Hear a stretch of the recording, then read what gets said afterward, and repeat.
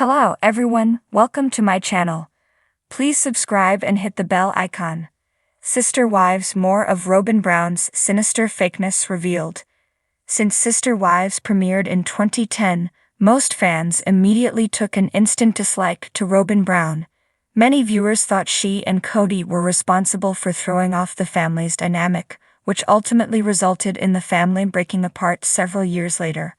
As time went on, Cristin, Mary, and Janelle Brown all left the family, and in subsequent interviews, it seems like they'd all had problems with Robyn in some shape or form. At the end of the day, there are innumerable instances of Robyn Brown displaying bad behavior that fans aren't fond of. And some think her behavior is actually pretty sinister. Robyn Brown seemed to isolate Cody for her own selfish gain. Any longtime Sister Wives fan can likely conjure up a story about Robyn Brown being catty and fake with the rest of the family. But Screen Rant actually put together a list. One of the biggest instances fans point to is the housing situation in Flagstaff. While Mary, Cristin, and Janelle struggled to find adequate housing for their families, Robyn and Cody purchased a large, lavish house together. Mary and Cristin had a few different rentals, and Janelle even lived in an RV at one point. The housing situation also led to a number of other issues, which the pandemic only exacerbated. Robyn forbade Cody from visiting his other children, leading to an incredibly strained relationship with Janelle's sons, Garrison and Gabe.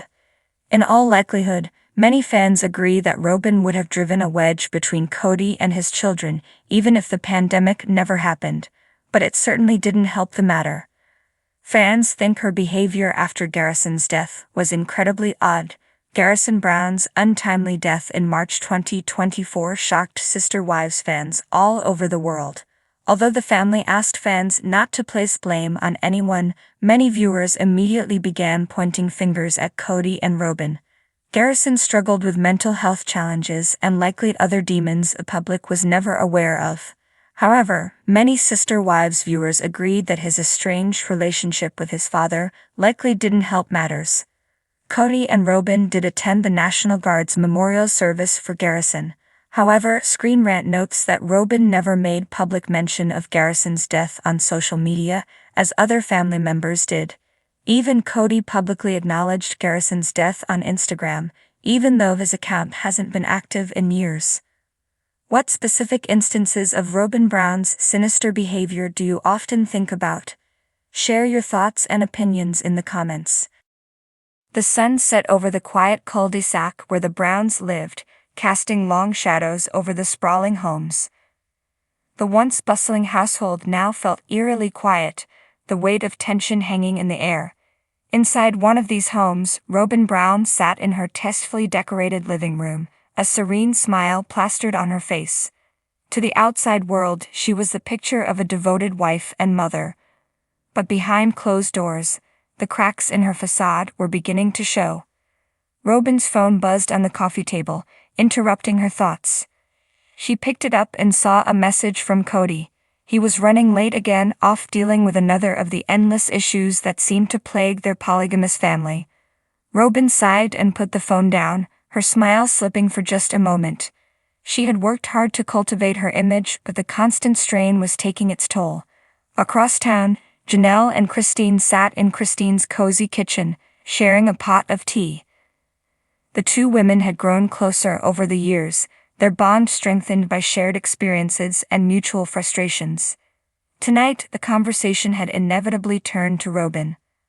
"I just don't get it," Janelle said, stirring her tea absent-mindedly. "How does she always manage to come out looking like the victim?" Cristin shook her head, her expression one of disbelief. "It's all an act. I've seen it too many times. She plays Cody like a fiddle, and he falls for it every single time." Janelle nodded, a frown creasing her brow. "But why? What's in it for her?" Cristin leaned back in her chair, a thoughtful look on her face. "Control. Robyn needs to be in control. She hides it well, but underneath that sweet exterior, she's always plotting, always manipulating." Back at Robyn's house, the atmosphere had grown tense. Her children were unusually quiet, sensing the undercurrents of unease. Robyn glanced at the clock and decided it was time to get them ready for bed. As she ushered them upstairs, her mind wandered to the latest piece of information she had uncovered. Robyn had always been good at gathering intel. She knew which strings to pull, which secrets to keep. Recently, she had discovered something that could shift the balance of power even further in her favor. A secret so explosive it would leave the family reeling. As she tucked the children into bed, she mulled over her next move. She needed to be careful to ensure that when the time came, she could reveal the truth in a way that would benefit her the most. She kissed each of her children goodnight, her smile never wavering, and headed back downstairs. The following day, the family gathered at Janelle's house for a meeting. Cody had called everyone together to discuss some pressing issues.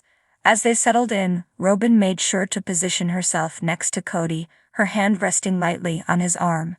She played the supportive wife perfectly, her eyes wide with concern as Cody outlined the problems they were facing. As the discussion progressed, Janelle and Cristin couldn't help but notice the way Robyn kept steering the conversation, subtly directing it away from any topic that might cast her in a negative light. It was a masterclass in manipulation, and they watched in silent frustration.